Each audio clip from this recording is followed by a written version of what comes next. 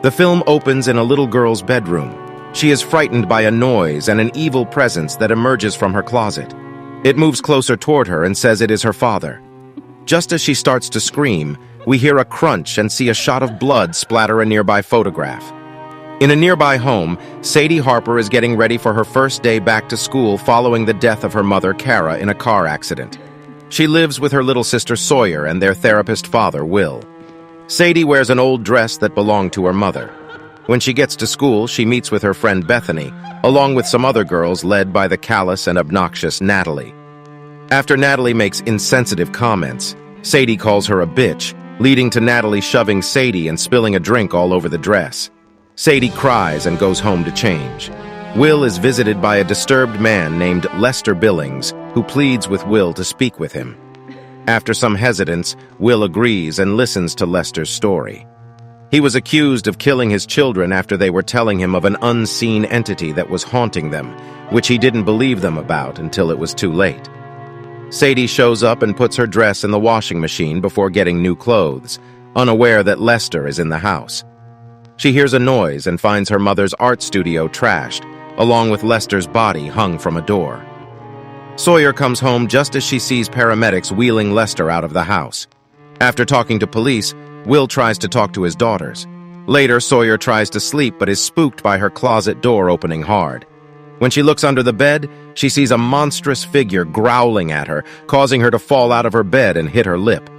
The Harpers later visit another therapist, Dr. Weller, to discuss their grief and trouble moving on.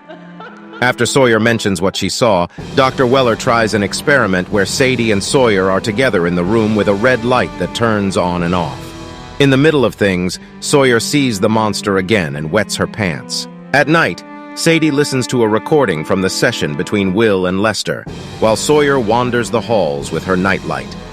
Sadie finds a page from a notebook in the trash, and when she scribbles over it with a pencil, she sees the same monster that has been haunting her sister.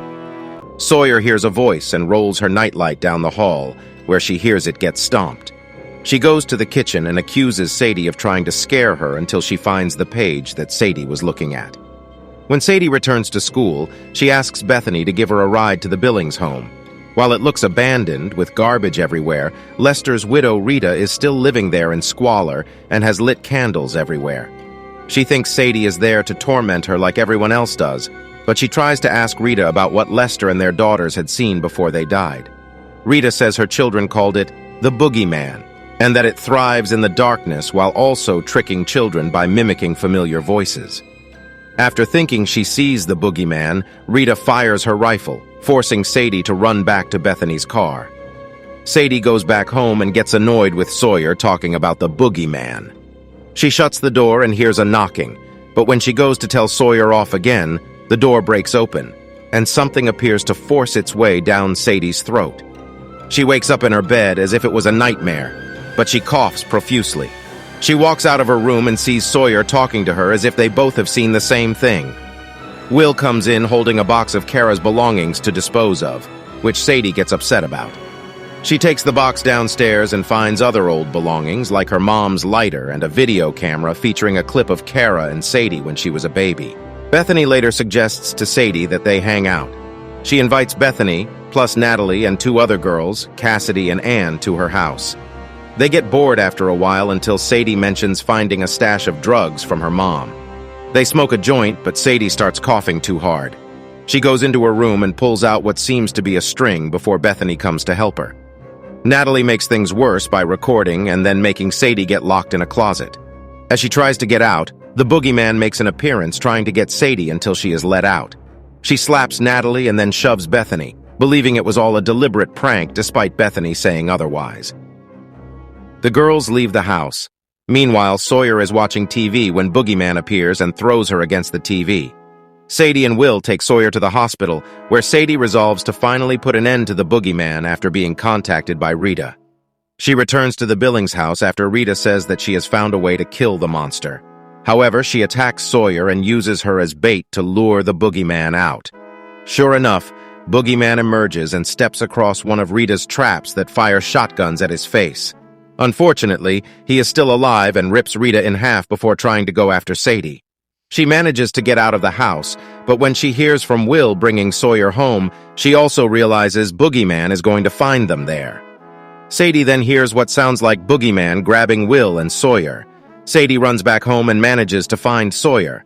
They bring Christmas lights into the basement to try and find Will. The Boogeyman stalks them and attacks when the lights are unplugged.